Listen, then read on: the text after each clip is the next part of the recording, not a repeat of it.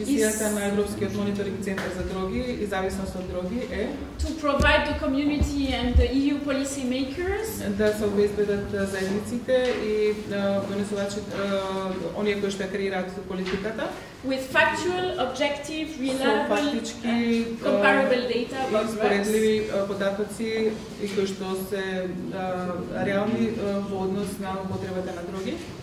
We mainly monitor illicit drugs. Воглавном се следат илегалните дроги, but also alcohol and tobacco in the framework of polydrug use. Но исто така и алкохол и тутун во смисол кога имаме употреба на повеќе различни видови на супстанции. As you know, the drug phenomenon is multifaceted. That's why EMCDDA launched a new strategy with this vision. Значи I have again, please. A multidisciplinary facet of the drug issue. Значи проблемот на употреба на дроги е покомплексен. That's why we have a new EMCDDA vision. Затоа имаме нова визија, which is a healthier and more secure Europe. Тоа значи да биде по-здрава и по-сигурна, по-безбедна Европа преку through better informed drug policy and action. Преку подобра политика за информирање врска со дроги и акција. So how does EMCD works to collect data? На кој начин работи EMCDDA и како ги собира податоците? We have a focal point in each of the EU member states, Norway, Turkey, and what at the European Commission. Значи имаме фокални поинти лица кои што се за контакт во повеќето земји во Европската унија, вклучувајќи и Норвешка и Турција. And this focal point collect on the same way, the same information, and send it to our EU agency in Lisbon. И сите тие на исти начин ги собираат податоците и им ги доставуваат. Then data is checked for quality. Потоа податоците се проверуваат однос на квалитетот. And analysis to pull out EU analysis about the drug phenomenon. И анализа во однос на феноменот поврзан со дрогите.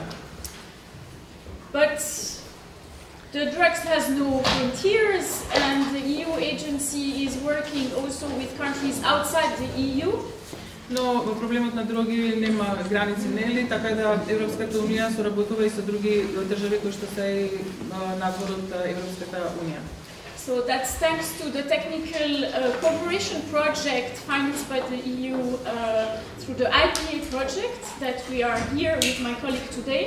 Благодарение на проектите за техничка поддршка и соработка преку ИПА фондовите се остварува оваа соработка и ние сме тука преку овој проект. So the agency aims at further prepare the candidates and potential candidate countries for participating in the work of the EMCDDA. Значи идејата е да овие земји кои што имаат кои што сакаат нели да станат членки на Европската унија ги поддржуваат на тој начин што ги поведуваат во активностите собирањето на податоци кои што се врши преку Европскиот мониторинг центар за дроги. And it is in this context that we collaborated with your country and we co-funded this general population survey in 2017. Значи и преку овој проект соработуваме исто и со нашата држава, значи и тие го финансира реализацијата на овој проект за општата популација. The General Population Survey is the prevalence of drug use indicator, is one of the 5 key epidemiological indicators. Значи индикаторот за општата популација е еден од 5 клучни индикатори кои што се следи. You can see on the screen what are the other 4 indicators. One is looking at infectious diseases. Можете да видите тука да се прикажани останатите 4 индикатори. Еден од нив е за заразните болести. Drug-related death. за смртта поврзана со употреба на дроги. A treatment demand indicator. Индикатор за потреба од третман поврзан со дроги. And the last one is about estimating the number of drug users, problematic drug users. И последниот е за проценка на популацијата на лица кои што ги нарекуваме лица кои што проблематично употребуваат дроги. Beyond these 5 key indicators, the EMCDDA is developing and involved in different data collection methods and surveys. Освен овие 5 индикатори, EMCDDA исто така собира и други податоци од други истражувања, including on supply and drug markets. Поврзани со достапноста на дрогата и пазарот со дроги. To have a comprehensive picture of what's happening around drug issues. За да има една целосна слика во врска со дрогите, значи работи поврзани со употреба на дроги. So the prevalence and patterns of drug use indicator is gathered through national representative survey. Значи индикаторот за преваленца и начин на употреба на дроги кај општата популација е поврзан со истражување. And this first drug population survey will allow, because the EMQ, the monitoring, the European model questionnaire was used to compare the data to the EU countries. Значи се користи посебен прашалник кој што ги содржи основните прашања на кој начин во сите држави се спроведува истиот прашалник за да може да се споредат податоците.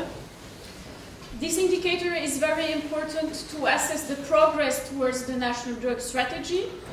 Овој индикатор е многу важен, посебно во делот на стратегијата на Европскиот мониторинг центар за дроги во однос на дрогите. And to identify and plan responses and other policies. За да може да се согледаат одговорите и да се планираат политиките. And just to give you a hint about the situation about drug use in the EU. Само да ви дадеме информација за тоа како изгледа состојбата со употреба на дроги во Европската унија. Cannabis is the first substance used in the EU countries. Канабис е на првото место по употреба во европските држави. Cocaine is the first stimulant used.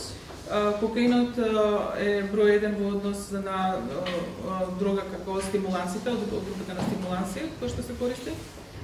Usually, drug is used among rather younger groups, younger adults. Дрогите најчесто се користат од младите лица или помладите, нели? And rather among men than female. И повеќе се користени дрогите од страна на мажите во споредба со жените. And there are a lot of big differences between drug pattern of use in the EU countries. Има доста разлики во однос на начинот на употреба на дрогите во различните држави на Европска унија. And if you want to have more details and more statistics about the different countries, you may find everything on our website emcda.europa.eu. За повеќе информации можете да видите на нашата веб страна.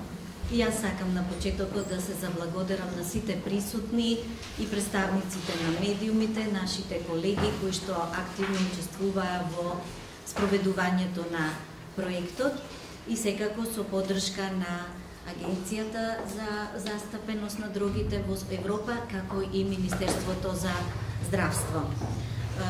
Секако дека наш партнер беше и Институтот за епидемиологија и биостатистика при Медицинскиот факултет, кои што ја направија статистичката обработка на податоците добиени од истражувањето.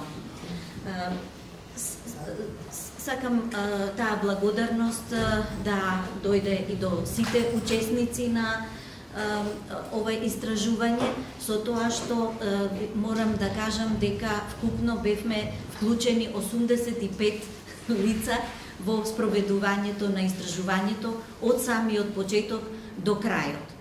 Тоа беше една огромна работа за сите учесници и со цел да истражувањето на вистина представува национално репрезентативно истражување и студија, прва во државата, и се надеваме дека и во иднина соработката со MCDDA ќе продолжи, бидејќи овие истражувања се прават на секои 4 до 5 години. Така да ќе имаме можност да ги следиме и понатаму состојбите, откога владата и Министерството за здравство ќе превземат одредени мерки конкретни после овие резултати. Целта на студијата беше пред се да се види која е застапеноста на употребата на дрогите во државата од страна на населението меѓу 15 и 64 годишна возраст, со посебен акцент на младите од 15 до 34 години. Се испитува состојбите по однос на одредени демографски карактеристики, значи урбано-рурално население, пол, возраст, националност, работен статус на испитаниците и други параметри. На почетокот во декември се спроведе една работилница на која што се обучија анкетарите и 150 домаќинства беа опфатени со така наречената пилот студија, со која што се добија одредени сугестии како да се коригира, поправи прашалникот.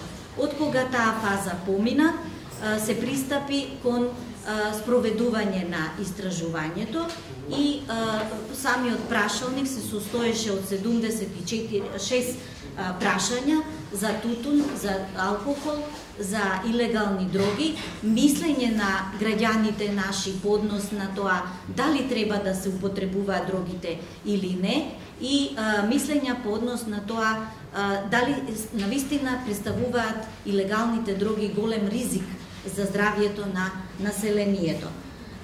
Со тоа што беа одредени релативни и апсолутни индикатори користени, како што е животна преваленца, што значи до моментот на анкетирањето дали некогаш употребиле некоја дрога, или пак самата преваленца во текот на последната година или во текот на последниот месец. Така да имаме повеќе параметри и статистичката обработка се направи како и целиот пристап методолошки согласно препораките на MCDDA агенцијата и се користеа специјални формули за да се одреди примерот. И всушност појдовна основа беше пописот на населението од 2002 година, каде што врз основа на одредени проценки се направи и примерокот, кој што требаше да биде 5005 испитаници, од кои што 3500 на возраст од 15 до 64 години и 1500 на возраст од 15 до 34 години. Меѓутоа, самото истражување покажа една релевантност, значи, и валидност на податоците, така да од тие вкупно, значи, подложни испитаници, ние имавме 95% на опфатени домаќинства или 4747. При тоа, со 79% беа застапени лицата 3768 на возраст од 15 до 64 години и 1798 млади лица на возраст со 48% на застапеност, а тие беа, значи, од 15 до 34 години. Имаме и дистрибуција по пол и по возраст, направена согласно статистичките податоци кои што ги добиваме од Заводот за статистика. И можам да кажам дека првичните резултати се дека во однос на полот доминира машките испитаници наспроти женските испитаници, по однос на возраста исто така имаме дистрибуција каде што најчести беа од 25 до 34 години, По националност 69% беа од македонска националност, а 20,1% албанска, а по однос на религија 69,7% христијани и 27,8% муслимани, останатите беа помалку застапени. Понатаму, по однос на образовната структура, доминира лицата со средно или вишо образование, додека во однос на вработеност доминира вработените со околу 45%. Исто така се испитуваше и брачниот статус. Најголемиот дел од испитаниците беа во брачна состојба, а потоа тие кои што се вон брак, тоа е сушност се младите, нели, кои што и беа најмногу застапени. Сега, за конкретните резултати добиени од ова истражување, ќе ве запознае мојата колешка, главен истражувач, магистер доктор Силвана Ончева. 36% на возраст од 15 до 64 годишна возраст, кои што се активни пушачи, или во онаа група што се од 15 до 34 годишна возраст, процентот изнесува околу 40%. Со тоа што имаме најзастапена групата на возраст од 35 до 44 годишна возраст. Во однос на половата дистрибуција, машките преобладуваат повеќе активни пушачи, значи ни се 54%, додека кај жените се 33%. Во однос на алкохолот, овде ќе имаме малку поголеми бројки, каде што во текот на животот рекле дека околу 65% од популацијата на возраст до 64 години всушност користеле алкохол, или од возрастната група до 34 годишна возраст овој процент изнесува 76%. И исто така и во однос на половата дистрибуција имаме добиено поголеми бројки во однос на пушењето и секако доминација кај машката популација. Кај алкохолот. Во однос на видот на алкохол кој што се зема, најчесто употребуван алкохол е пивото, потоа следи виното и потоа жестокиот пијалок, со тоа што кај мажите позастапено е пивото, во споредба со жените, додека кај жените предоминира виното. Најголема застапеност во употребата на субстанции и оно што треба да не загрижува сите во нашата држава е токму употребата на лековите за смирување, седативите, каде што во текот на последниот месец 24% од лицата на возраст од 15 до 64 годишна возраст кажале дека користеле седативи, а кај возрастната група од 15 до 34 годишна возраст овој процент изнесува 14%, со предоминација кај женската популација во однос на машката популација. Интересен е податокот кој што исто говори дека во последниот месец имаме дури бројки од околу 40% кои што барем еднаш земале седативи во текот на последниот месец кај популацијата до 64 години, додека кај она од 34 годишни возраст е дури 60%. Најчесто се набавуваат седативите препишани од лекар, исто интересен податок, кај возрастната група до 64 годишна возраст, речиси во 70% од случаите седативите се препишани од страна на лекар, но исто така имаме и оние кои што ги набавиле на своја рака, што е посебно изразено кај возрастната група до 34 годишна возраст, значи кај помладите.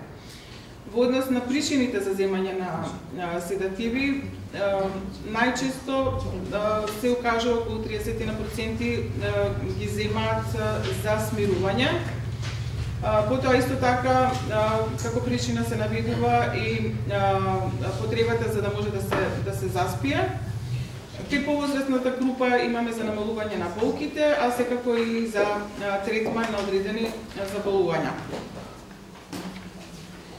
Во однос на нелегалните дроги, Македонија во споредба со другите европски држави, ако зборуваме за животната преваленција, значи колку во текот на животот користеле дроги, имаме понизок процент, така да вкупно било која илегална дрога во текот на животот околу 9% рекле дека имаат земено била каква илегална дрога.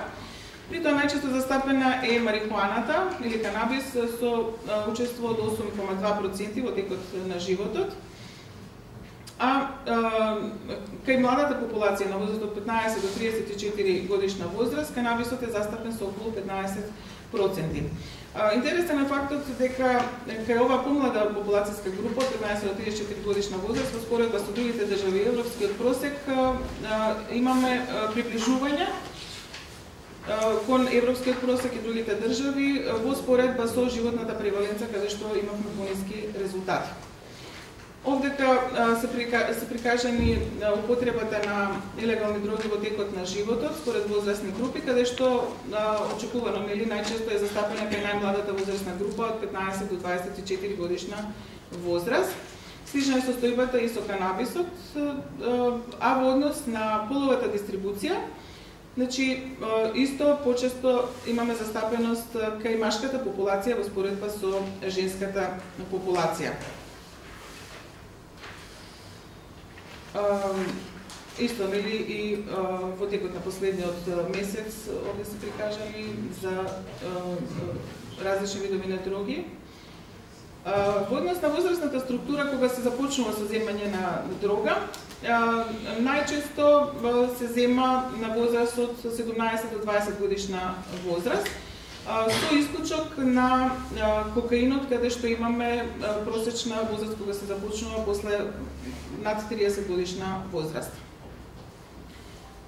Овдека се прикажани во текот на последниот месец за различни видови на дроги колку биле употребувани од популацијата, со тоа што пак би кажала дека канабисот е најчесто застапен со највисоки проценти. И она што исто така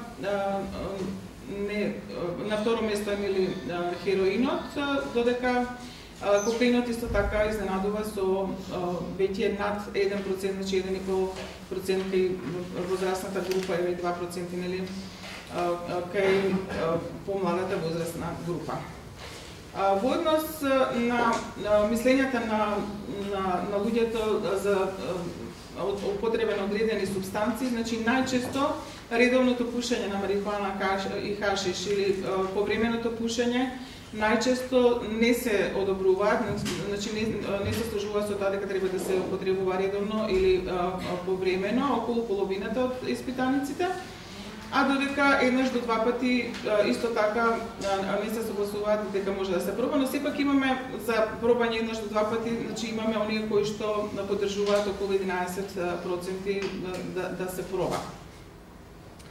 Во однос на ризиците и во однос на пушењето на повеќе од една кутија цигари и во однос на земењето на алкохол, околу половината кажале дека има или голем ризик или некој умерен ризик употребата на алкохол за време на викенд, а додека пушењето на марихуана најчесто околу 70% искажале дека носи голем ризик, доколку редовно се користи.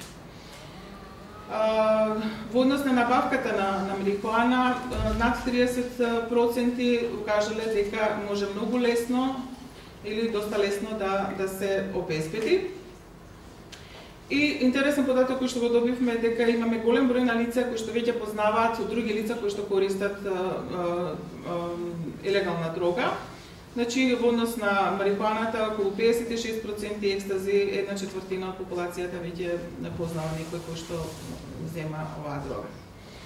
Најчесто марихуаната места каде што се зема е во приватните домови, исто така и на јавни места. Значи тоа се најчестите места каде што се наоѓа, се нуди оваа дрога.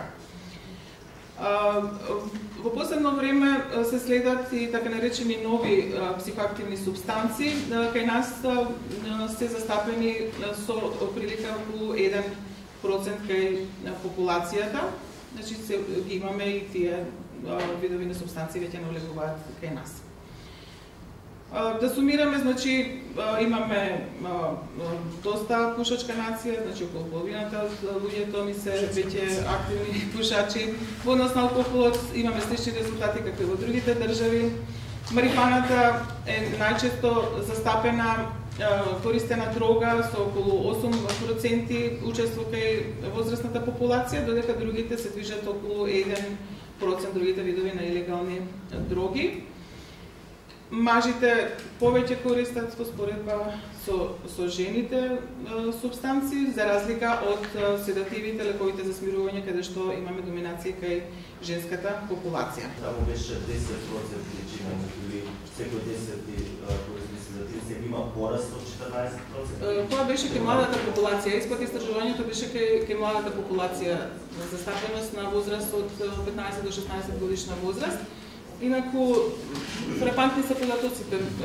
Во однос на, значи имаме во однос на последната година, кај мажите 28%, кај жените 39% во последната година земале седатив. Барем еднаш во годината, кај популација од 15 до 64 години, 32%, значи барем еднаш земале. Најчесто земан седатив кај возрастната група од 35 до 64 години, дури повеќе од 4 пати неделно е околу 38,5%. Значи доста големи бројки добиваме. Дали знаете за која нова психоактивна супстанца станува збор? Значи, детали во однос на која нова психоактивна субстанца немаме, значи генерално е дадено дали се користат нови психоактивни субстанции, а во однос на тоа за која субстанца немаше такво прашање. Значи тоа се повеќе видови на субстанции, има една се нарекува синтетска марихуана или спајс, што викаат зачин. После имаме други како купки за капење, а исто така има некои хемиски материи како што се катинон, фентиламин, кетамин и други. Навистина се загрижувачки и овие податоци врз база на анализи кои се направени во 2017 година, секако преку нашите програми кои што ги планираме во буџетот за 2018 година, сериозно ќе ги земеме во предвид овие работи и го планираме превенцијата на употребата на психотропните субстанции и како и алкохолот, дрогата, тутунот и се тоа што спаѓа ризик за здравјето на граѓаните.